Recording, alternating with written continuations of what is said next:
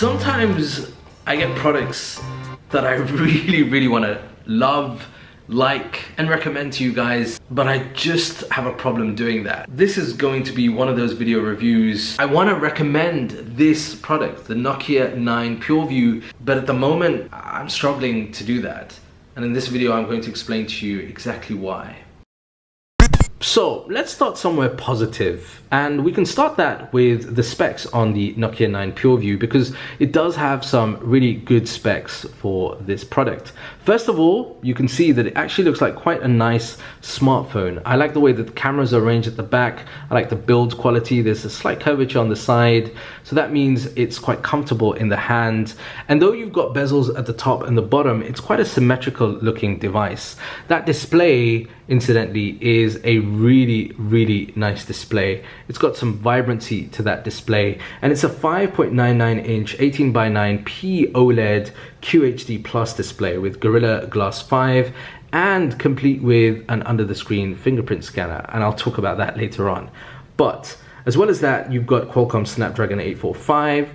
Yep, slightly old, but that's there. 6 gigabytes of RAM with 128 gigabytes of storage, 3,320 milliamp hour battery, complete with wireless charging as well, which majority of the time actually works really well. You also have USB-C down there at the bottom, so it means that getting that charge, whether it's through wireless or through USB-C, is pretty modern and pretty up to date as well. Great positive is the fact that this is an Android One smartphone, and it's the closest to pretty much a stock Android-like experience straight out of the box. There is no bloatware, no nothing. This is a very nice, like I said, close to a pure Android experience that you would expect on a smartphone or device, which is an advantage. And that's pretty much where the positives, for me at least, finish, because at the back over here is one of the main selling points of any modern smartphone, and that is when it comes to the cameras. Now, when you look at that on first inspection, you think, wow, it's not a dual, it's not a triple camera. There are 5 freaking cameras on the back, so this should produce some incredible photography and videography, but unfortunately, it does that on paper and in specs. But in the real life scenario and situation, this one feature for me has been one of the biggest issues with my time with the Nokia 9 PureView. And the rest of this video is going to be explaining exactly that and why. So on the back, the big selling point, the main selling point for the Nokia 9 PureView was this 5 camera setup, the pentacamera setup. So essentially you have 5 12 megapixel sensors at f1.8. 2 of them are full color sensors, 3 of them are monochrome sensors.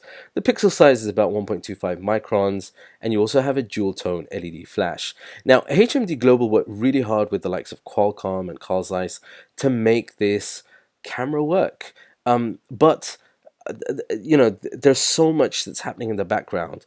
For example, the Pentacam is able to capture 12 times the depth data of, let's say, a standard dual camera phone, and it does this by taking those shots all together, and then 2 of those sensors snap the full color images while the other 3 snap the monochrome images, and they do that for contrast, depth, and exposure data, and all of that is combined to give you these shots. Now, what is interesting is the Nokia 9 can actually capture raw images for those people that want to do their own editing. And even within the camera app, there are a ton of really small features, small settings that can be manually manipulated and adjusted for someone to give them the kind of shot that they're after. So that is an advantage.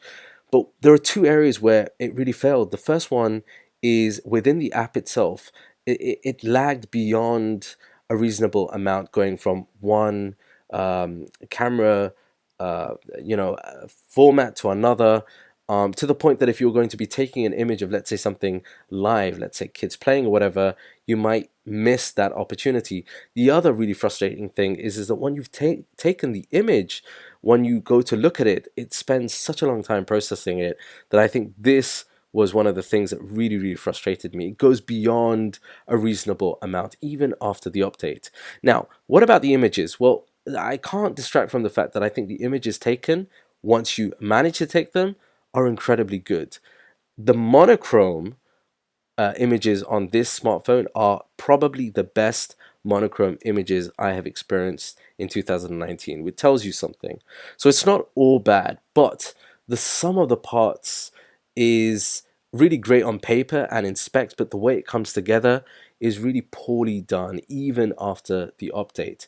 Now, video and low light was interesting. I felt that low light, I was expecting more, particularly because, you know, the mechanics behind the camera was such that I was just expecting better shots. What I found was that there was a lot more noise in low light conditions.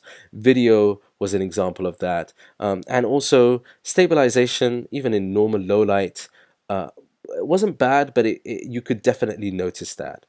And you know, that is the thing. That's one of the biggest things, one of the biggest selling points of this 5 camera setup smartphone, was that it just didn't do that overall in a good way.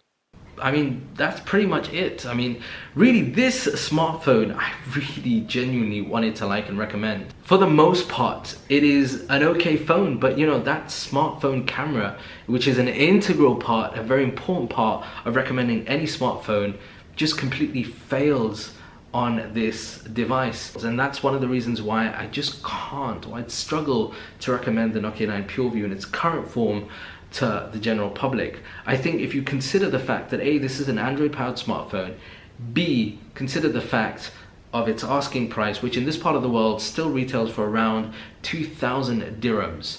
And then C, if you factor in one of the killer features that this should have had and should have been done well, which is that camera, those 5 cameras at the back. It's failed to do that. You can get Android powered smartphones that have dual cameras or triple cameras that overall are better smartphones that I would be easier for me to recommend to you guys than it is with the Nokia 9 PureView. Now granted, this has had an update and some YouTubers have commented that it's okay after the update, it's getting better, but really a product at this price and a product you know, like this, so far down the line since its release, should have had more updates. Now I hope Nokia and HMD Global listen to the feedback. It's not just myself saying this, there are other bloggers, there are other YouTubers that have mentioned this. So it would be nice perhaps in a future iteration to learn from the, I don't know, the lessons of this. I'm not going to call them mistakes because they're not mistakes, but the lessons from the Nokia 9 PureView, and perhaps put that in a future iteration of a PureView smartphone camera. That's it. I mean, let me know what you think in the comment section down below. Feel free to leave your comments. And if you're new around here, I'd love to see you again here on the channel. Please do hit that subscribe button and do follow me over on Instagram. This is me, EMKWAN, signing out, slightly disappointed on the Nokia 9 PureView. I will see you in the next video. Until then, peace and blessings.